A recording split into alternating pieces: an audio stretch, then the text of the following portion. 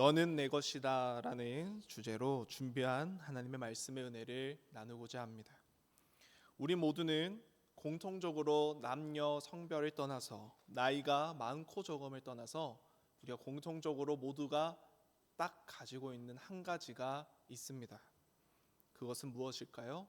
바로 이름입니다. 누군가가 나의 이름으로 나를 불러줄 때에 여러분들은 어떠한 감정과 느낌을 받으십니까? 나를 불러줄 때의 이름이 아니라 세상의 별명이나 혹은 비하하는 그러한 호칭으로 나를 부르는 것을 듣게 된다면 우리는 부정적인 생각, 감정에 사로잡히게 됩니다. 하지만 누군가가 나의 이름으로 나를 불러줄 때 나의 이름을 듣게 된다면 우리는 내가 그 사람에게 존재로서 기억되고 있구나라고 느끼게 된다는 겁니다. 누군가 나의 이름을 불러줄 때에 나는 존재한다라는 확신을 우리 모두는 가지게 됩니다.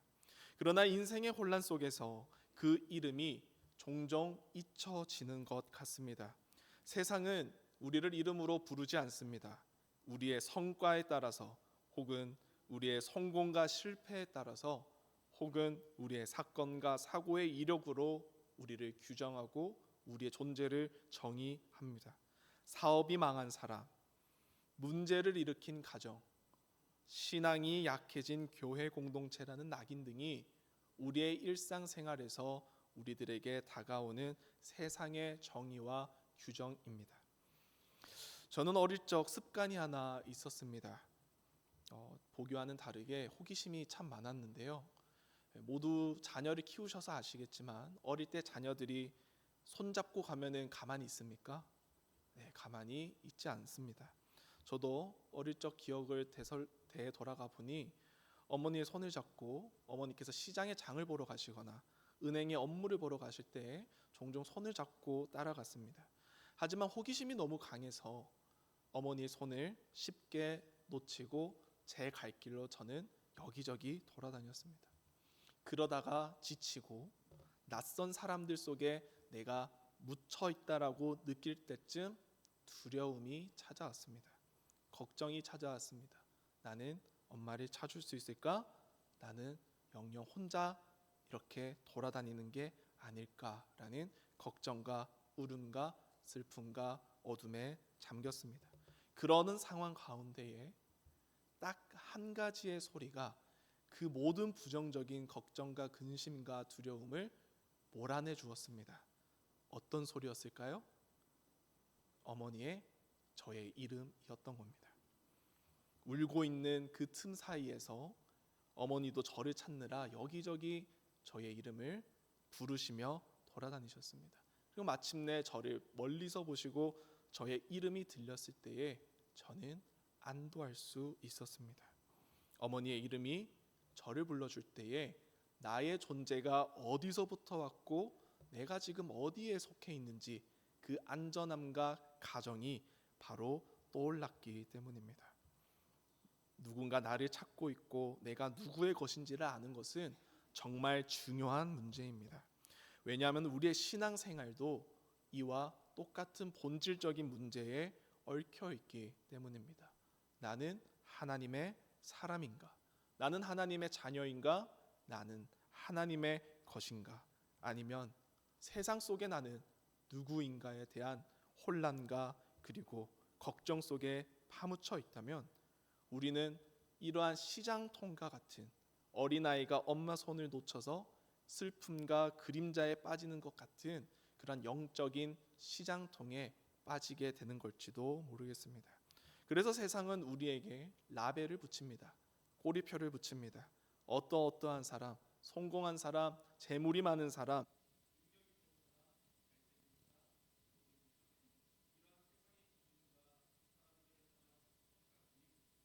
꼬리표로 파묻히게 되는 것입니다. 현실의 소음이 사라지지 않아도 나를 부르시는 분이 누구인지를 우리가 기억하고 정확하게 알고 있다면 우리는 방황하지 않고 도리어 방향을 찾을 수 있게 됩니다. 그것은 하나님께서 우리를 부르시는 방향인 것입니다. 지금 우리 교회가 겪고 있는 시간, 어쩌면 이름이 지워지는 듯한 시간일 수도 있습니다. 흔들리고 지치고 심지어는 하나님께도 잊혀진 것 같은 그런 순간들로 다가올지도 모르겠습니다. 그러나 성경은 우리에게 분명하게 말합니다. 구약 성경 이사야 41장 10절 말씀에는 이렇게 기록이 되어 있습니다. 두려워 말라, 내가 너와 함께 함이라. 구약 성경 시편 46편 1절 말씀에는 이렇게 기록이 되어 있습니다.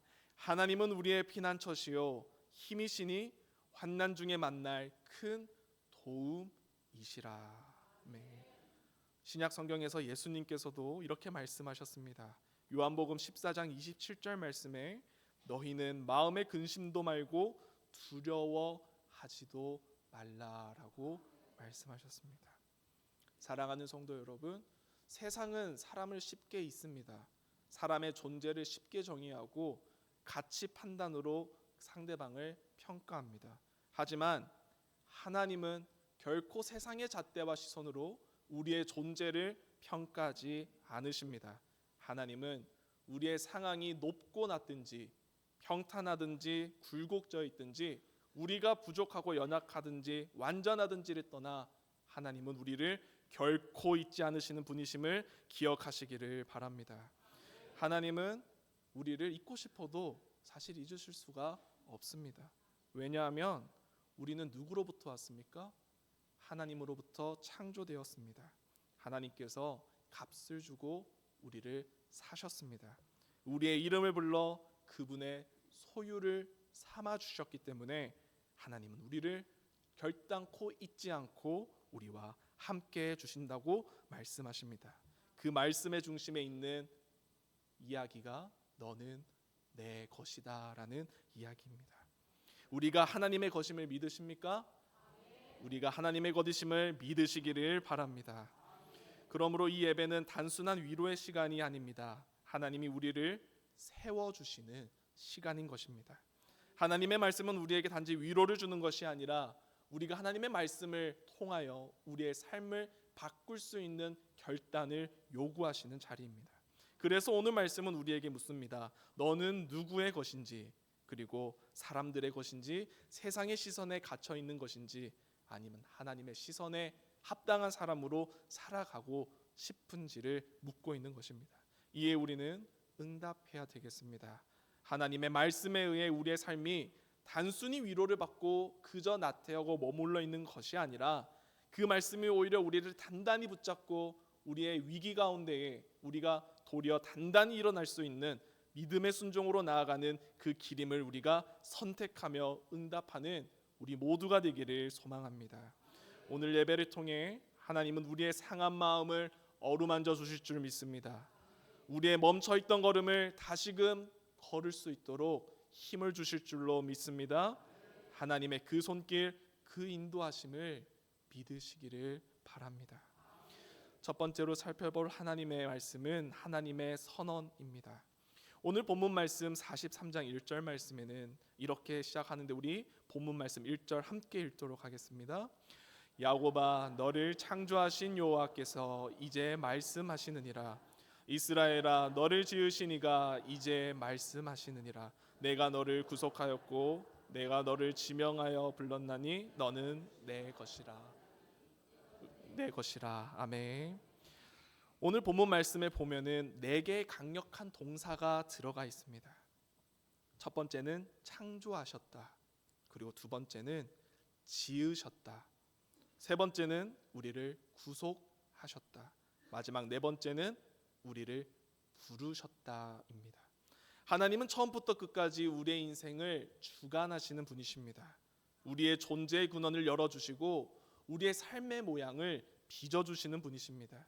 그래서 우리가 길을 잃더라도 그런 잃어버린 우리를 하나님은 값을 치르더라도 우리를 되찾아주시고 마침내 우리를 이름을 불러 그분의 소유 삼아주십니다. 그 모든 흐름의 결론이 바로 너는 내 것이다 라는 결론이 되는 것입니다. 여기서 주목할 것은 야곱과 이스라엘이 함께 불러졌다라는 사실입니다. 야곱이 어떤 인물이었습니까? 속임수가 많았던 사람입니다. 완성적이지 않고 아직 미완의 인물이었습니다. 그럼에도 그러한 야곱을 하나님은 어떠한 이름을 더하여 주셨습니까? 이스라엘이라는 새 은혜의 이름을 더하여 주셨습니다. 이를 통해 우리가 알 수 있는 것은 하나님은 완전히 완성된 사람을 찾지 않으신다라는 것입니다. 하나님은 우리가 연약하여도 모순이 있어도 약점이 있어도 우리를 있는 그대로 불러내 주시고 그분의 소유 삼아 주신다라는 하나님의 약속이 우리의 삶의 기둥이 되기를 소망합니다. 내 것이라는 표현은 단순한 소유욕으로서의 표현이 아니었습니다. 하나님의 언약적 책임의 말씀이었습니다. 나는 너의 하나님이고 너희는 나의 백성이다 라는 하나님의 법적 언약적인 문장이었습니다. 하나님께서 값을 치르고 구속하셨으니 이제 하나님께서는 우리의 인생 끝날까지 우리를 끝까지 책임져 주신다라는 이 선언이 우리의 인생의 방향이 되기를 소망합니다. 그렇기에 이 말씀이 위로로 멈추는 것이 아니라 하나님이 위로를 주시되 이 말씀을 통하여 지금 우리의 삶의 자리를 하나님 앞으로 소환하고 계신다라는 소환장으로 우리가 받아들여야 하겠습니다. 내 이름 아래로 다시 오라오라. 너는 내 것이니 나의 백성답게 살아가라. 성경은 일관되게 이 진리를 반복합니다. 신약성경 요한복음 10장 3절 말씀에는 목자는 양의 이름을 각각 불러 인도한다라고 말합니다. 구약성경 호세아서 2장 23절 말씀에는 내 백성이 아니었던 자에게 너는 내 백성이라 하리라라고 말씀하십니다.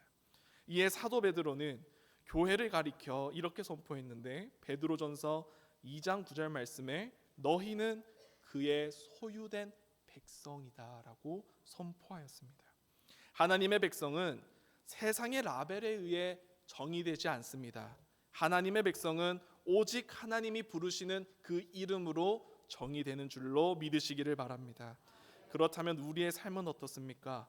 우리는 자주 라벨에 묶여 살아가는 것 같습니다. 실패자, 문제가 많은 사람, 연약한 신앙인, 믿음이 없는 사람. 세상은 빠르고 편리하게 우리를 사건 사고로 규정하고 우리를 평가하고 있습니다.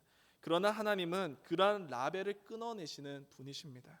세상의 꼬리표 가운데 파묻혀 있는 우리를 그러한 꼬리표들을 모두 물리치시고 우리의 이름을 부르시며 우리를 회복시켜 주시는 하나님이십니다. 이러한 하나님은 우리의 내일을 희망으로 열어주시는 분이십니다. 그러므로 오늘 우리에게 필요한 것은 우리가 이름으로 돌아가야 된다라는 것입니다.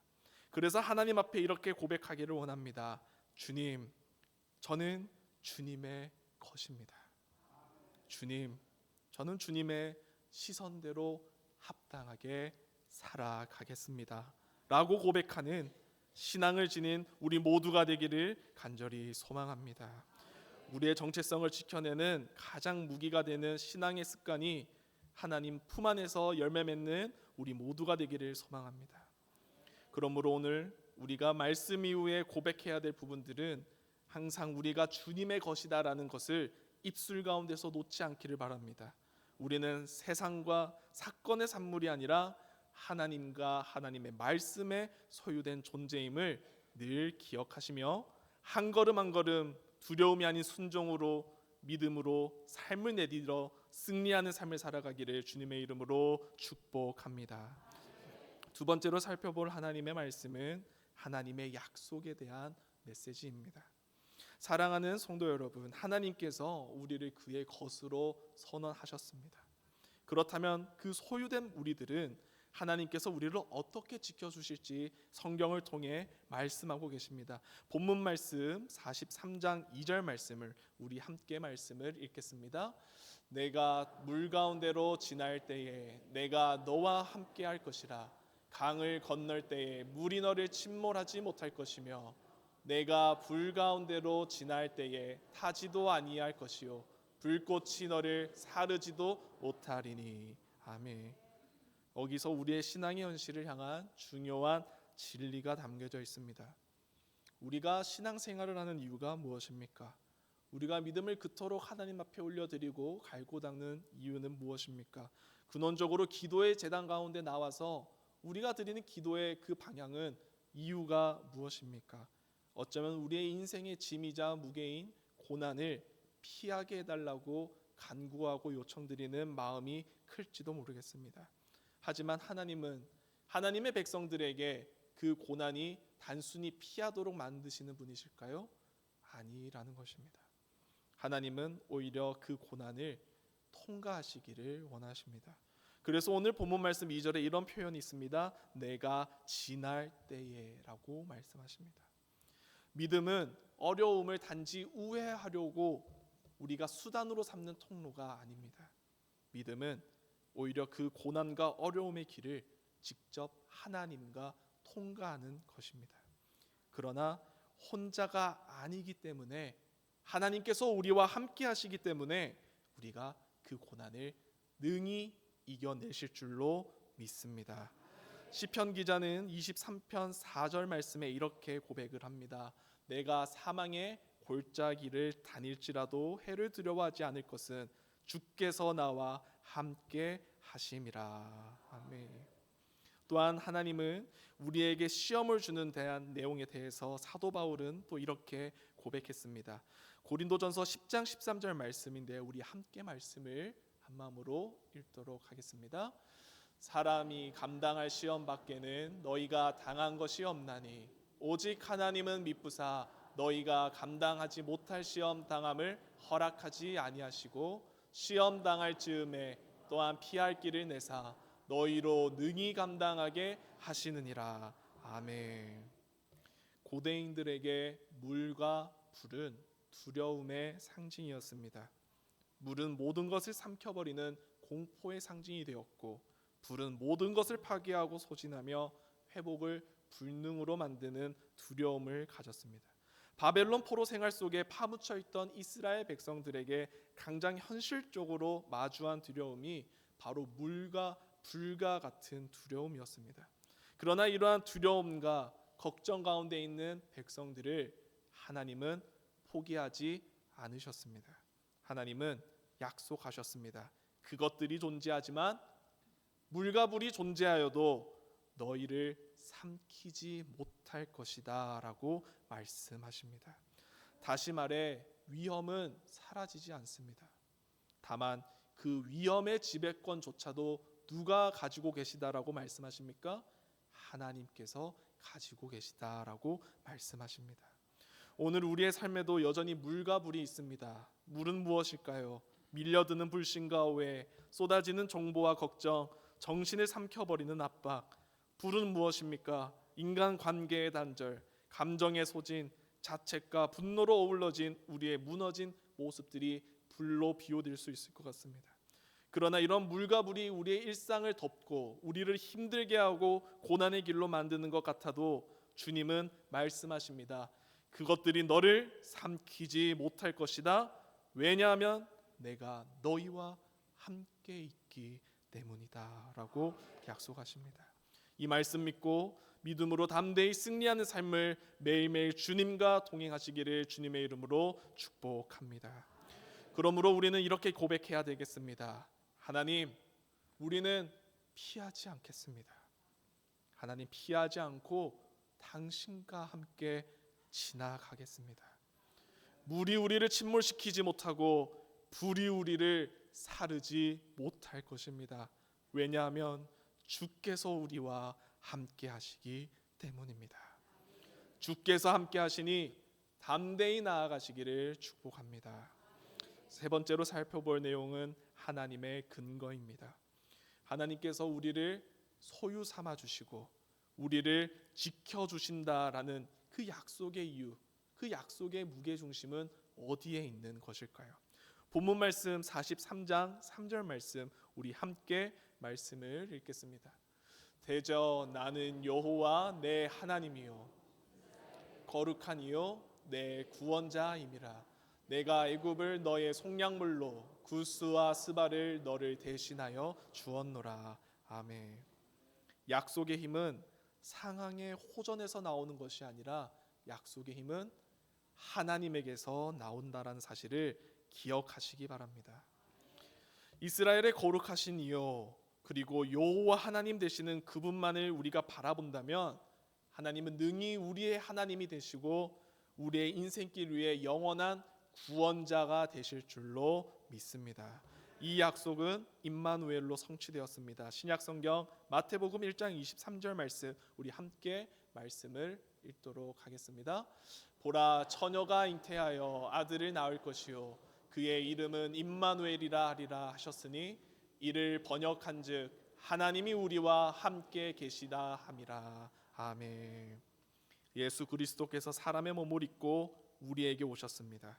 십자가와 부활로 죄와 죽음, 수치와 두려움의 지배권을 깨뜨리셨습니다. 그래서 주 안에 관계 맺어진 우리들은 세상 그 어떤 것도 예수님과 연결된 우리를 끊어낼 수 없다라고 사도 바울은 고백합니다. 로마서 8장 38절 39절 말씀, 우리 함께 말씀 읽도록 하겠습니다. 내가 확신하노니 사망이나 생명이나 천사들이나 권세자들이나 현재일이나 장래일이나 능력이나 높음이나 깊음이나 다른 어떤 피조물이라도 우리를 우리 주 그리스도 예수 안에 있는 하나님의 사랑에서 끊을 수 없으리라. 아멘. 이 하나님의 사랑이 물보다 깊습니다. 이 하나님의 사랑이 불보다 뜨겁고 강합니다. 그렇기 때문에 여호와 되시는 하나님을 깊이 의지하시기를 바랍니다. 이제 이 근거를 기도 생활 속으로 늘 마음속에 품으며 나아가기를 원합니다. 매일의 일상의 자리에서 기도를 시작하실 때에 이렇게 호칭을 세우시기를 바랍니다. 여호와 나의 하나님. 문제보다 먼저 하나님을 부르면 기도의 무게중심이 바뀔 줄로 믿습니다. 하루의 끝에 임마누엘의 흔적을 새길 수 있도록 함께하여 주시옵소서 라는 믿음의 고백과 기도가 매일매일 새겨져 나가기를 소망합니다. 정리하겠습니다. 오늘 우리는 하나님이 먼저 우리를 부르시며 선포하신 말씀 앞에 섰습니다. 무엇에 대한 선포였습니까? 너는 내 것이다 라는 선포였습니다. 정체성은 사건의 흔적이나 세상의 꼬리표에서 오지 않습니다. 하나님의 입에서 나온 말씀만이 우리를 정의하고 규정합니다. 이름이 흐려지는 시대에 하나님은 다시 우리의 이름을 불러 당신의 소유와 책임의 언약을 우리에게 확인시켜 주고 계십니다. 현실은 여전히 물과 불 사이입니다. 그러나 약속의 무게중심은 현실에 있지 않고 하나님께 있습니다. 나는 여호와 내 하나님이라. 위험은 남아 있어도 지배권은 하나님께 있습니다. 물은 흐르되 우리를 침몰시키지 못할 것이고 불은 타오르되 우리의 어떤 것도 사르지 못할 것입니다. 임마누엘의 주께서 십자가와 부활로 마지막 말을 거두셨기 때문입니다. 그러므로 위로는 방향이 되고 그 방향이 우리의 믿음의 걸음이 되기를 소망합니다. 우리는 세상의 꼬리표의 언어를 거두고 복음의 언어로 서로를 불러야 하겠습니다. 예배의 형식을 가볍게 여기지 않고 하나님의 임재의 질서로 우리가 공동체를 세워 나가야겠습니다. 보고와 책임의 정직함으로 신뢰 등불을 서로가 다시 밝혀 나가야 하겠습니다. 여기에 중심에는 오늘 작은 순종 하나로 주님 제가 시작하겠습니다. 주님 하루 3번 저는 주님의 것입니다라고 고백하며 하루하루를 하나님께 나의 삶을 호정하겠습니다.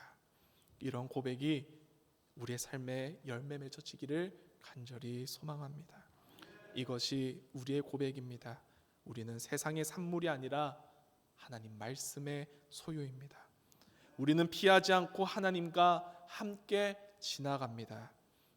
우리의 정체성은 하나님께로 오고 우리를 보호하시는 하나님의 보호는 하나님의 임재에서 오고 우리의 인생과 존재의 근거는 하나님 자신에게서 온다라는 이 진리 위에 오늘을 세우시기를 바랍니다. 이번 한 주를 세워가시기를 주님의 이름으로 축복합니다. 임마누엘의 은혜로 오늘부터 두려움이 아닌 순종의 길을 걷는 양문교회 우리 모두가 되기를 간절히 소망합니다. 기도하겠습니다. 자비로우신 하나님 아버지, 오늘 말씀으로 우리를 부르시고 너는 내 것이라 선포해 주심을 감사드립니다. 두려움에 머무르지 않고 순종으로 걷겠다는 고백이 감정에 머물지 않도록 붙들어 주시옵소서. 물과 불을 지나도 삼키지 못한다는 약속을 기억하게 하시고 흩어진 마음이 다시 주의 임재에 초점을 맞추게 하여 주옵소서. 주님, 교회가 힘든 시간을 지나가고 있습니다. 소문보다 기도가 앞서고 원망보다 복음의 언어가 흐르게 하여 주시옵소서. 서로에게 붙였던 세상의 꼬리표를 거두고 서로의 이름을 불러 세우는 공동체로 새롭게 하여 주옵소서.